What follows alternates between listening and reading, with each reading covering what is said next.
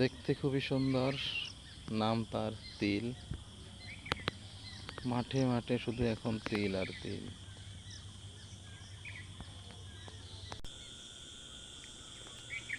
এই তিল থেকে হয় তেল। বাজারে আমরা সরিষার তেল খাই, সেই সরিষার তেলের সাথে তিলের তেল মিক্স করা হয়। আবার অনেকে শুধু তিলের তেল দিয়েই রান্না করে। মজাদার টেস্টি এই তিল। উত্তরাঞ্চলের মানুষ এই তিল মাঠে ঘাটে খুব করে, নিজেরা খাওয়ার জন্য, বিক্রি করার জন্য।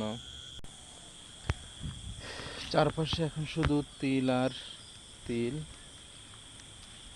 দেখতে খুবই সুন্দর। এই অঞ্চলের মানুষ একের পর এক ফসল মাঠে তারা করে থাকে। কখনো তিল, কখনো ভুট্টা, কখনো কাউন, কখনো বিভিন্ন ফসলের তারা একের পর এক মাঠে করে থাকে।